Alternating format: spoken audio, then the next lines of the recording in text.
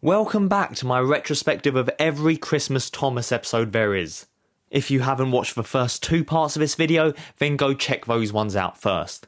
As for the rest of you, I take it we're all caught up? Wonderful. The missing Christmas decorations. Okay, so putting aside just how cartoonish the show has become and how the drivers literally have no control anymore, this one was great. Diesel 10 is back and there's real villains and real stakes. The Diesels start stealing all the decorations, and instead of being met with aggression, they're met with compassion, wherein we learn that it just stems from jealousy about the Diesels not being liked. Thomas tells them that they are liked, and they get their own decorations. Percy gives the Diesel who hasn't moved in 2 years some new wheels as a gift. The Diesels then show up at the shed and give away all their decorations as a way of saying thank you. Great characterisation, great morals, great story. They could have easily just gone down the route of making Diesel 10 an irredeemable villain just like in the Magic Railroad, but instead they went a more complex route and it really worked in the episode's favour. This one was really good. There's really not much more I could want from a Thomas Christmas episode. This one gets a 10 out of 10. Next up we have Long Lost Friend. I'll be honest, I struggled with this episode because I don't know who Gator is. This episode is about him returning and wanting to see Percy, and I didn't even know that Gator had left. I don't know who he is. Gator and Percy spend the episode looking for each other and keep almost bumping into each other but also keep missing each other, and to this episode's credit, it does give a pretty solid heartfelt ending when they do finally find each other. But again, I don't know who Gator is, so most of this reunion was lost on me. I feel like it's a bit unfair to rate this episode, as this feels like a part 2 to a part 1 I didn't watch. So let's see, this episode gets a Gator out of 10? Yeah, that'll do. Last Train for Christmas. This episode is just nice. All the engines band together with the singular goal of getting one final train on Christmas Eve to get everyone home for Christmas. It was just nice. There's really not much to say about it other than it was nice and simple, and it also taught me what a slip coach was. Are they real? Is that real? Is that a real thing? It is? Alright, fine. Although, this episode begins with Oliver having no idea what Christmas even is. Like, Thomas has to explain the concept of Christmas to him. Despite the fact that he's been in earlier episodes celebrating Christmas. 6 out of 10. Duncan the Humbug. My favourite thing about this episode by far was the music. There's a lot of classic Christmas music here that's been remixed to fit the tone of the scene that it's in, and that obviously serves to give it a really Christmassy feel. But let's look at the actual story of the episode. Here, Duncan acts like a knob, and so is told that he can only have a new coat of paint if he's cheerful for the rest of the day. And I've got to say, it is fun watching his internal struggle of everyone annoying him but having to hide it. Like, they really nailed the facial expressions here. It's really impressive that they can make a believably fake smile and show just how pained Duncan is. I do feel like maybe the moral might get a bit muddled here, because on the surface it does seem a bit like, if you don't like the way someone acts, just force them to change. That's not really very accepting of others now, is it, Thomas and friends? And yes, they do kind of say at the end that they shouldn't have tried to get Duncan to change, but that all just seems a bit tacked on. I don't know. I give this one a 7 out of 10. The perfect gift. Percy wants to give Reg a Christmas tree for Christmas, and Reg repays that kindness by shoving that tree into a wood chipper. That's cold. So this guy Reg, he works in the scrapyard, and he sorts through the corpses of trains, and he's all like weirdly into it. Percy, this guy's a psychopath. Don't even talk to him. Instead of learning his lesson, Percy then comes back and brings Reg some carolers to sing him a song, and he again shoves them into a wood chipper. Nah, not really, but I wouldn't put it past him. Instead, he just ignores the carolers and keeps digging through train corpses.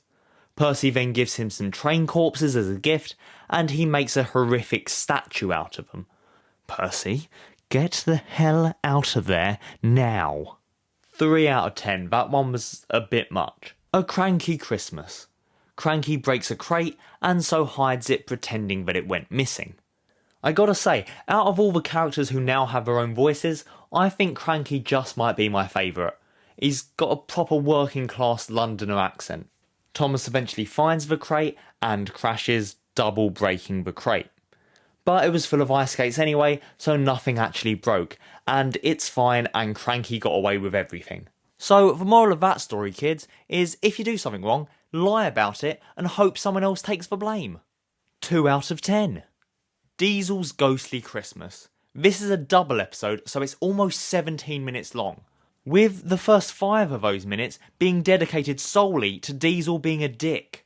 They could have easily demonstrated this just with one thing, but no, the episode goes on, showing us more and more dickish things Diesel's done. And it's not like he's just a prick to the steam engines, he's horrible to other Diesels as well, which surprised me. Because they always established that Diesel was like that because he didn't like steam engines, but no, apparently he is just horrible completely. So the engines come together and decide to enact an elaborate Christmas Carol parody, with smoke effects and flying trains and flashbacks. I remember when just the fear of being scrapped used to be enough to get these trains to behave. One thing I really did like though was there was a subversion where the Ghost of Christmas Present was explaining things to Diesel and Diesel was just having none of it. He just left because he was terrified. Which did admittedly get a bit of a chuckle out of me. Diesel gets so terrified of all the ghosts that he ends up crashing and coming off the rails. So everyone's just allowing this train to crash and get damaged and broken and the money that has to be paid to get it fixed just so that they can teach it a lesson. Again, another thing that wouldn't even be a problem if you didn't give the train sentience. But overall, it was a fine episode. I just wish Diesel was a bit more menacing and sinister rather than just a bit whiny and annoying. I think that's mostly down to his voice though. When I think of Diesel, I think of Ringo Starr's portrayal of him, as when Michelangelos took over he seemed to make Diesel a lot more nasally, and this only seems to have gotten worse with the new voice. It just makes Diesel come across more punchable than intimidating. But overall, a good episode and it gets a 7 out of 10. Letters to Santa. Harold helps Percy deliver some letters for Santa, and then Percy helps Harold when he runs out of fuel. I hate Harold. This episode was probably fine, but nah, Harold sucks. I couldn't even focus on the episode, let alone enjoy it, because I was just thinking about how much I hated Harold the whole episode. This episode gets a 2 out of 10. The Christmas Coffee Pot. This episode starts with a character called Marion, and her voice is so familiar. Let me just Google it. It's Olivia Colman. Oscar award-winning Olivia Colman. Oscar award-winning Olivia Colman is pretending to be a train who thinks she's talking to a magic tree. And you know what? She's proper going for it too. She's by far the best part of the episode. Because remember, this episode is about a train talking to a magic tree. The tree does turn out to just be a super old engine, and everyone worries thinking he's going to get scrapped. So that is still a threat in this universe then. He of course ends up not being scrapped and is adopted by the Earl who takes him to his castle museum thing. This episode wasn't great apart from the bits with Olivia Colman, obviously. This one gets a 4 out of 10. The Big Freeze. This feels like an extension of the season 5 episode Snow, with the island of Sodor being extra snowy and icy, and we get to watch all the engines struggle to deal with it. Then, because of all the snow, the coal delivery gets delayed and all the engines run out, resulting in the diesels taking over. Which is definitely a fun concept to see play out, and I wish we had seen more of it. But no, unfortunately the coal does arrive and the ice melts. And things just go back to normal without really any kind of consequence or anything learnt. It's not a great ending, but the rest of the episode was really good. So I'm going to give this episode a 6 out of 10. Terence Breaks the Ice. Ugh, Terence is back, one of my least favourite characters.